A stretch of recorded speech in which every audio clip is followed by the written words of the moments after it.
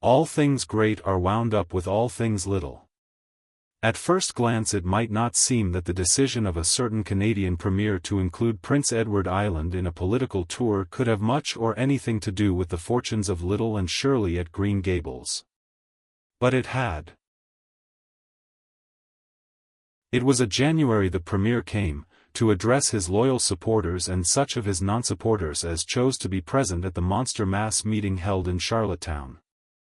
Most of the Avonlea people were on Premier's side of politics, hence on the night of the meeting nearly all the men and a goodly proportion of the women had gone to town 30 miles away.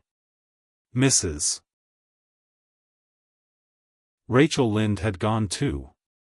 Mrs. Rachel Lynde was a red-hot politician and couldn't have believed that the political rally could be carried through without her, although she was on the opposite side of politics. So she went to town and took her husband Thomas would be useful in looking after the horse and Marilla Cuthbert with her.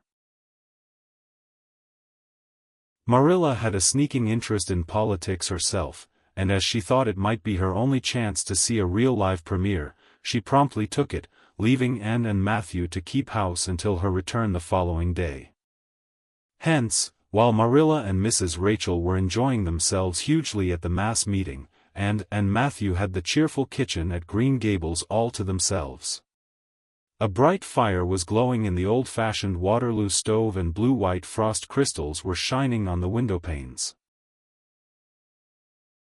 Matthew nodded over _farmers advocate_ on the sofa and at the table studied her lessons with grim determination, despite sundry wistful glances at the clock shelf, where lay a new book that Jane Andrews had lent her that day. Jane had assured her that it was warranted to produce any number of thrills, or words to that effect, and Anne's fingers tingled to reach out for it. But that would mean Gilbert Blythe's triumph on the morrow. And turned her back on the clock shelf and tried to imagine it wasn't there. Matthew, did you ever study geometry when you went to school? Well now, no, I didn't, said Matthew, coming out of his doze with a start. I wish you had, sighed Anne, because then you'd be able to sympathize with me. You can't sympathize properly if you've never studied it. It is casting a cloud over my whole life. I'm such a dunce at it, Matthew. Well now, I dunno, said Matthew soothingly. I guess you're all right at anything. Mr. Phillips told me last week in Blair's store at Carmody that you was the smartest scholar in school and was making rapid progress. Rapid progress was his very words. There's them as runs down Teddy Phillips and says he ain't much of a teacher, but I guess he's all right. Matthew would have thought anyone who praised and was all right. I'm sure I'd get on better with geometry if only he wouldn't change the letters, complained Anne. I learn the proposition off by heart and then he draws it on the blackboard and puts different letters from what are in the book and I get all mixed up. I don't think a teacher should take such a mean advantage, do you? We're studying agriculture now and I've found out at last what makes the roads red. It's a great comfort. I wonder how Marilla and Mrs. Lynde are enjoying themselves. Mrs. Lynde says Canada is going to the dogs the way things are being run at Ottawa and that it's an awful warning to the electors. She says if women were allowed to vote we would soon see a blessed change. What way do you vote, Matthew? Conservative, said Matthew promptly. To vote Conservative was part of Matthew's religion.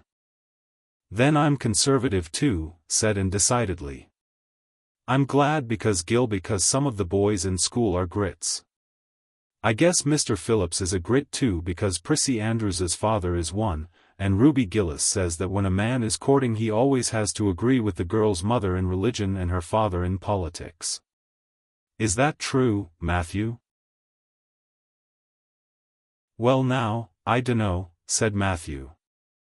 Did you ever go courting, Matthew? Well now, no, I dunno's I ever did, said Matthew, who had certainly never thought of such a thing in his whole existence. And reflected with her chin in her hands. It must be rather interesting, don't you think, Matthew?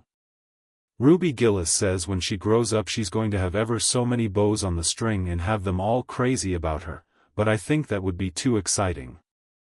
I'd rather have just one in his right mind. But Ruby Gillis knows a great deal about such matters because she has so many big sisters, and Mrs. Lind says the Gillis girls have gone off like hot cakes. Mr. Phillips goes up to see Prissy Andrews nearly every evening. He says it is to help her with her lessons, but Miranda Sloane is studying for Queen's too, and I should think she needed help a lot more than Prissy because she's ever so much stupider, but he never goes to help her in the evenings at all. There are a great many things in this world that I can't understand very well, Matthew. Well now, I dunno as I comprehend them all myself, acknowledged Matthew. Well, I suppose I must finish up my lessons. I won't allow myself to open that new book Jane lent me until I'm through. But it's a terrible temptation, Matthew. Even when I turn my back on it I can see it there just as plain. Jane said she cried herself sick over it. I love a book that makes me cry. But I think I'll carry that book into the sitting room and lock it in the jam closet and give you the key. And you must not give it to me, Matthew, until my lessons are done, not even if I implore you on my bended knees. It's all very well to say resist temptation, but it's ever so much easier to resist it if you can't get the key. And then shall I run down the cellar and get some russets, Matthew? Wouldn't you like some russets? Well now, I dunno but what I would, said Matthew, who never ate russets but knew Anne's weakness for them. Just as Anne emerged triumphantly from the cellar with her plate full of russets came the sound of flying footsteps on the icy boardwalk outside, and the next moment the kitchen door was flung open and in rushed Diana Barry, white-faced and breathless, with a shawl wrapped hastily around her head. Anne promptly let go of her candle and plate in her surprise, and plate, candle, and apples crashed together down the cellar ladder and were found at the bottom embedded in melted grease, the next day, by Marilla, who gathered them up and thanked mercy the house hadn't been set on fire. Whatever is the matter, Diana? Cried Anne. Has your mother relented at last? Oh, and, do come quick, implored Diana nervously. Minnie May is awful sick, she's got croup. Young Mary Jo says and father and mother are away to town and there's nobody to go for the doctor. Minnie May is awful bad and young Mary Jo doesn't know what to do and oh, and I'm so scared. Matthew, without a word, reached out for cap and coat, slipped past Diana and away into the darkness of the yard. He's gone to harness the sorrel mare to go to Carmody for the doctor, said Anne, who was hurrying on hood and jacket. I know it as well as if he'd said so. Matthew and I are such kindred spirits I can read his thoughts without words at all. I don't believe he'll find the doctor at Carmody, sobbed Diana. I know that Dr. Blair went to town and I guess Dr. Spencer would go too. Young Mary Jo never saw anybody with croup and Mrs. Lind is away. Oh, Anne. Don't cry, Dee, said Anne cheerily. I know exactly what to do for croup. You forget that Mrs. Hammond had twins 3 times. When you look after 3 pairs of twins you naturally get a lot of experience. They all had croup regularly. Just wait till I get the ipecac bottle, you mayn't have any at your house. Come on now. The 2 little girls hastened out hand in hand and hurried through Lover's Lane and across the crusted field beyond, for the snow was too deep to go by the shorter wood way. And, although sincerely sorry for Minnie May, was far from being insensible to the romance of the situation and to the sweetness of once more sharing that romance with a kindred spirit. The night was clear and frosty, all ebony of shadow and silver of snowy slope. Big stars were shining over the silent fields, here and there the dark pointed firs stood up with snow powdering their branches and the wind whistling through them. And thought it was truly delightful to go skimming through all this mystery and loveliness with your bosom friend who had been so long estranged. Minnie May, aged 3, was really very sick. She lay on the kitchen sofa feverish and restless, while her hoarse breathing could be heard all over the house. Young Mary Jo, a buxom, broad-faced French girl from the creek, whom Mrs. Barry had engaged to stay with the children during her absence, was helpless and bewildered, quite incapable of thinking what to do, or doing it if she thought of it. And went to work with skill and promptness. Minnie May has croup all right, she's pretty bad, but I've seen them worse. First we must have lots of hot water. I declare, Diana, there isn't more than a cupful in the kettle. There, I've filled it up, and, Mary Jo, you may put some wood in the stove. I don't want to hurt your feelings, but it seems to me you might have thought of this before if you'd any imagination. Now, I'll undress Minnie May and put her to bed, and you try to find some soft flannel cloths, Diana. I'm going to give her a dose of ipecac first of all. Minnie May did not take kindly to the ipecac and had not brought up 3 pairs of twins for nothing. Down that ipecac went, not only once, but many times during the long, anxious night when the 2 little girls worked patiently over the suffering Minnie May, and young Mary Jo, honestly anxious to do all she could, kept up a roaring fire and heated more water than would have been needed for a hospital of croupy babies.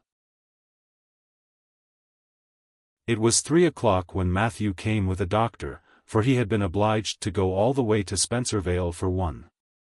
But the pressing need for assistance was past. Minnie May was much better and was sleeping soundly. I was awfully near giving up in despair, explained Anne. She got worse and worse until she was sicker than ever. The Hammond twins were, even the last pair. I actually thought she was going to choke to death.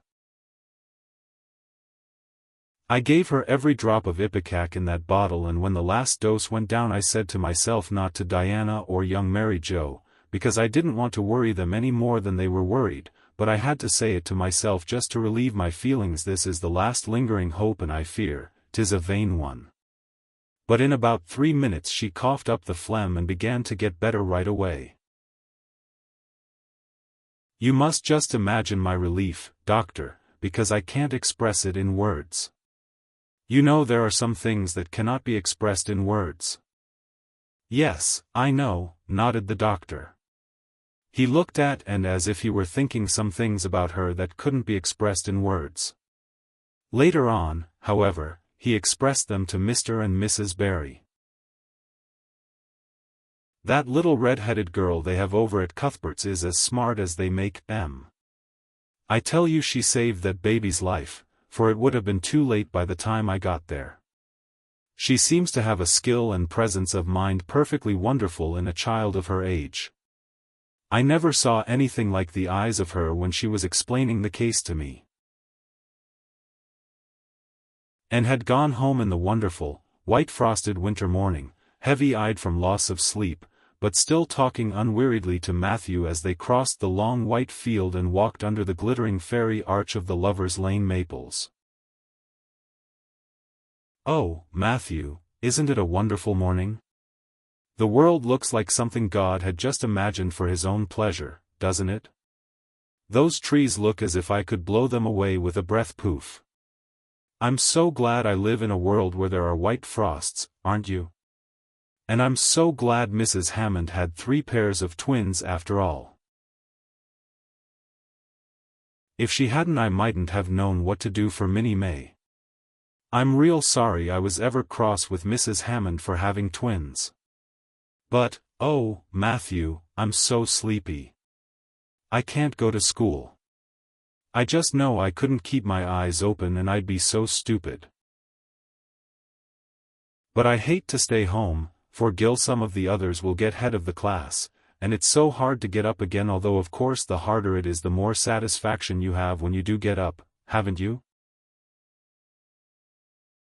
Well now, I guess you'll manage all right, said Matthew, looking at Anne's white little face and the dark shadows under her eyes. You just go right to bed and have a good sleep. I'll do all the chores." And accordingly went to bed and slept so long and soundly that it was well on in the white and rosy winter afternoon when she awoke and descended to the kitchen where Marilla, who had arrived home in the meantime, was sitting knitting. "Oh, did you see the premier?" exclaimed Anne at once. "What did he look like, Marilla?" "Well, he never got to be premier on account of his looks," said Marilla. "Such a nose as that man had. But he can speak. I was proud of being a conservative. Rachel Lynde, of course, being a liberal, had no use for him. Your dinner is in the oven, and you can get yourself some blue plum preserve out of the pantry. I guess you're hungry." "Matthew has been telling me about last night. I must say it was fortunate you knew what to do. I wouldn't have had any idea myself, for I never saw a case of croup.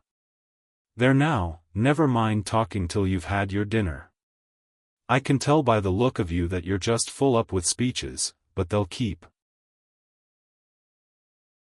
Marilla had something to tell Anne, but she did not tell it just then, for she knew if she did Anne's consequent excitement would lift her clear out of the region of such material matters as appetite or dinner. Not until Anne had finished her saucer of blue plums did Marilla say, "Mrs. Barry was here this afternoon, Anne. She wanted to see you, but I wouldn't wake you up. She says you saved Minnie May's life, and she is very sorry she acted as she did in that affair of the currant wine.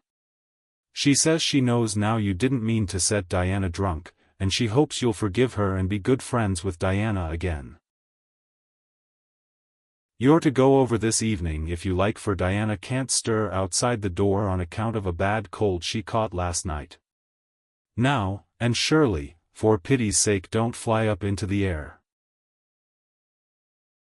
The warning seemed not unnecessary, so uplifted and aerial was Anne's expression and attitude as she sprang to her feet, her face irradiated with the flame of her spirit. "Oh, Marilla, can I go right now without washing my dishes? I'll wash them when I come back, but I cannot tie myself down to anything so unromantic as dishwashing at this thrilling moment." "Yes, yes, run along," said Marilla indulgently. "And Shirley, are you crazy? Come back this instant and put something on you. I might as well call to the wind. She's gone without a cap or wrap. Look at her tearing through the orchard with her hair streaming. It'll be a mercy if she doesn't catch her death of cold." And came dancing home in the purple winter twilight across the snowy places. Afar in the southwest was the great shimmering, pearl-like sparkle of an evening star in a sky that was pale golden and ethereal rose over gleaming white spaces and dark glens of spruce. The tinkles of sleigh bells among the snowy hills came like elfin chimes through the frosty air, but their music was not sweeter than the song in Anne's heart and on her lips. "You see before you a perfectly happy person, Marilla," she announced. "I'm perfectly happy, yes, in spite of my red hair. Just at present I have a soul above red hair. Mrs. Barry kissed me and cried and said she was so sorry and she could never repay me. I felt fearfully embarrassed, Marilla, but I just said as politely as I could, 'I have no hard feelings for you, Mrs. Barry. I assure you once for all that I did not mean to intoxicate Diana, and henceforth I shall cover the past with the mantle of oblivion.' That was a pretty dignified way of speaking, wasn't it, Marilla?" I felt that I was heaping coals of fire on Mrs. Barry's head. And Diana and I had a lovely afternoon. Diana showed me a new fancy crochet stitch her aunt over at Carmody taught her. Not a soul in Avonlea knows it but us, and we pledged a solemn vow never to reveal it to anyone else. Diana gave me a beautiful card with a wreath of roses on it and a verse of poetry. "If you love me as I love you, nothing but death can part us two." And that is true, Marilla.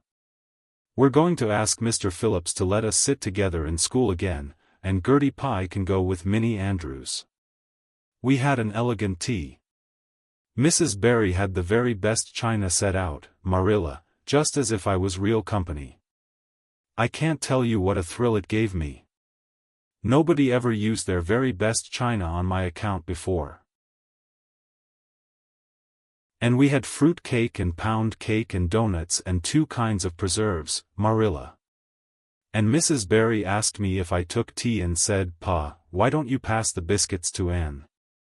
It must be lovely to be grown up, Marilla, when just being treated as if you were is so nice. I don't know about that, said Marilla, with a brief sigh. Well, anyway, when I am grown up, said Anne decidedly, I'm always going to talk to little girls as if they were 2, and I'll never laugh when they use big words. I know from sorrowful experience how that hurts one's feelings. After tea Diana and I made taffy. The taffy wasn't very good, I suppose because neither Diana nor I had ever made any before.